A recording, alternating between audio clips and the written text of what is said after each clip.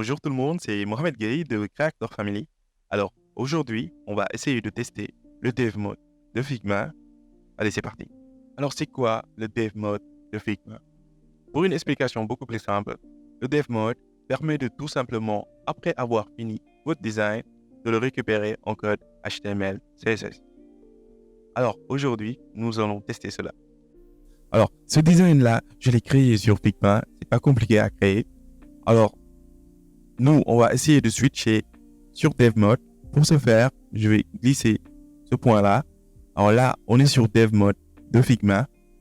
Alors, comme vous le voyez là, sur ce côté-là, il est en train de générer les codes en HTML, CSS. Voilà, c'est bon. Je vais essayer de remonter ça. On va essayer de voir les différents langages. Alors, il y a du iOS, Android, CSS. Alors là, on a HTML, CSS, React.js, Flutter et Switch UI. Alors moi, je suis plus allé sur HTML, CSS parce que je suis un débutant. Voilà, on va pas se mentir, je suis un débutant en codage. Voilà. Là, je vais essayer de copier tous ces codes-là. Mais tout d'abord, il y a un processus qu'on va faire. Voilà, c'est pas compliqué, ne vous inquiétez surtout pas. Alors là, je vais créer un dossier et je vais le renommer cours HTML. Voilà. Alors c'est bon. Alors, notre dossier est là. Maintenant, je vais utiliser l'éditeur de texte Sublime Text. Alors, c'est très simple à télécharger. Voilà, c'est pas compliqué et c'est gratuit. Voilà. Alors, maintenant, pour créer le fichier HTML, je vais cliquer sur CTRL S et je vais aller vers mon dossier cours HTML et voilà, je l'ouvre et je vais renommer mon fichier figma.html. Alors, le Figma, vous pouvez changer son nom, ce que vous voulez, mais le point HTML, c'est primordial. Alors, c'est ça qui permet à Sublime Text de reconnaître ce truc comme un fichier HTML. Voilà, c'est très simple. Alors, le point HTML, primordial. Voilà, c'est ça. Alors, on enregistre ça. Le premier truc que je vais faire là maintenant, c'est d'essayer de créer le code. Voilà, j'ouvre le crochet et je clique sur HTML. Voilà, on a notre code. J'ai juste fait un système assez simple. J'ai ouvert le crochet et j'ai mis HTML. Alors, le titre, vous pouvez mettre tout ce que vous voulez.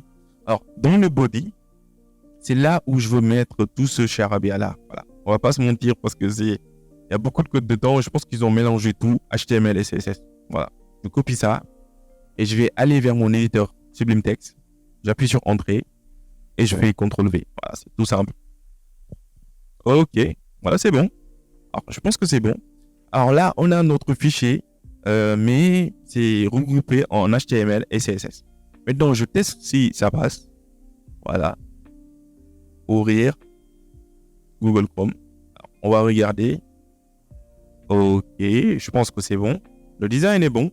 Même s'il n'a pas mis l'image, je sais pourquoi il n'a pas mis l'image. Mais je pense que c'est bon. Je pense que c'est bon. Il a mis les boutons et les positionnements sont bons. Je pense que c'est bon. Voilà. Alors, là, on va essayer de mettre les images en HTML. Alors, je vous rappelle que Idriss Gueye avait fait une vidéo comment mettre une image en HTML. Voilà, c'est très simple.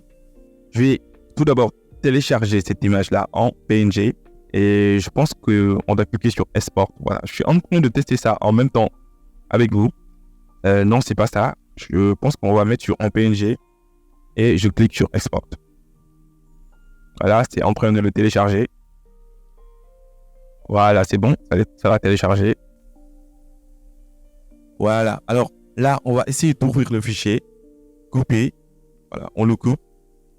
Et je vais créer un nouveau dossier. Je vais le renommer IMG. Voilà, c'est bon. IMG. Alors là, à l'intérieur de ce dossier-là, je vais mettre l'image. Voilà, vous allez comprendre pourquoi j'ai fait ça. Voilà, c'est juste pour ordonner les trucs. Alors, c'est très simple. Voilà, notre image, il se renomme.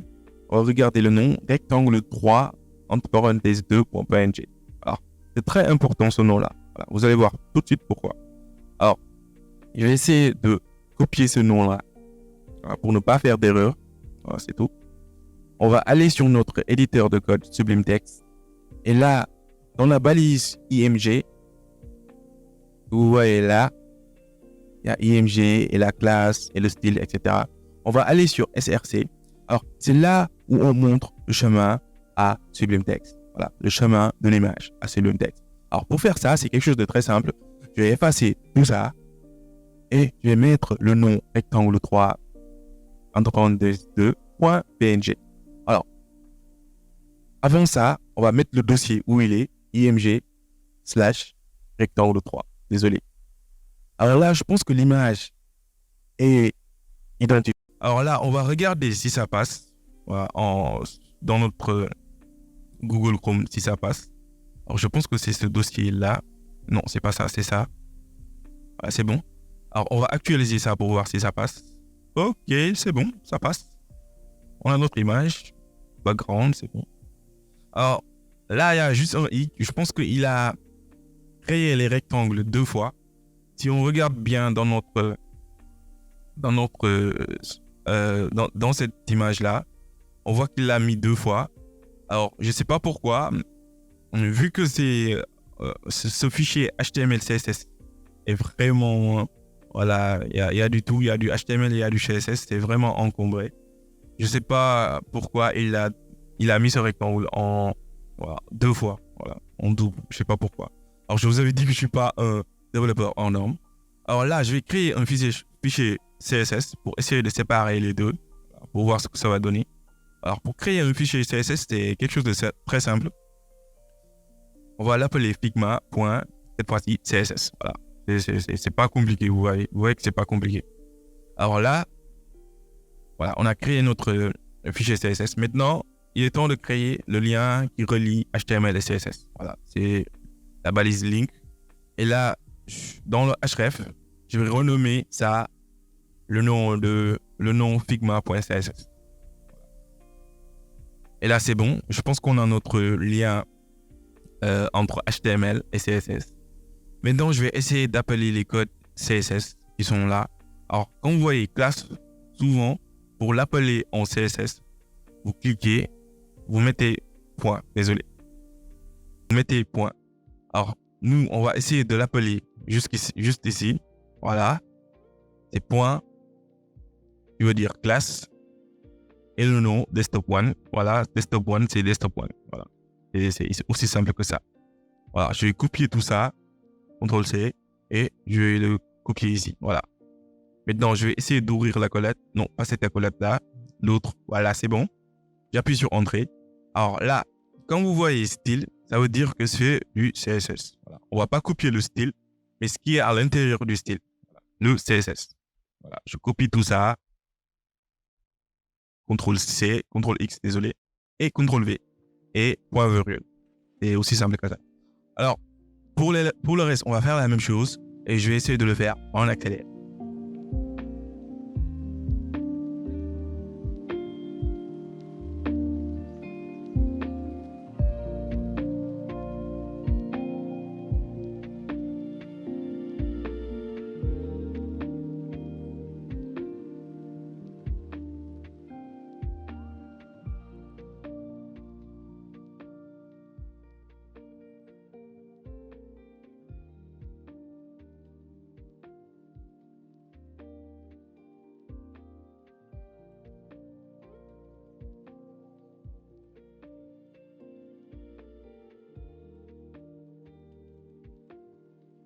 Alors, pour ce rectangle, le bouton 1 qui se répétait 2 fois, alors j'ai compris pourquoi ça se répétait 2 fois.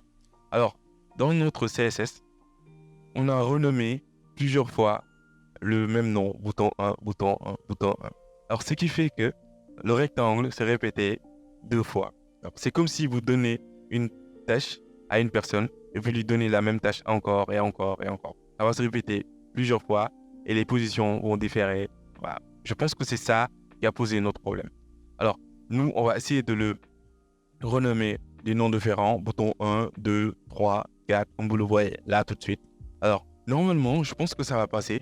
Alors, bouton 5, c'est bon. Voilà, bouton 6. Voilà, c'est bon. Alors, je vais aller vers mon dossier Figma. Liste double. Je refresh le truc. J'actualise ça. Alors, ça passe. C'est bon. Tout est nickel. Alors, c'est la fin de la vidéo. Alors, tout ce que je peux dire, c'est que le dev mode de Figma, eh bien, ça marche. Alors, j'ai oublié de vous dire que c'est juste la version bêta qu'on a utilisée. Alors, il reste des mises à jour qui seront en attente. Pour le moment, je pense que ça se passe à merveille. Alors, je ne sais pas qu'est-ce que vous en pensez. Dites-moi dans les commentaires ce que vous pensez de Figma, Dave. Alors, c'est tout pour cette vidéo. J'espère que cette vidéo vous a plu. Si c'est le cas, n'hésitez pas à vous abonner, à cliquer sur cette cloche pour ne pas rater d'autres contenus. Et je vous dis ciao. À la semaine prochaine.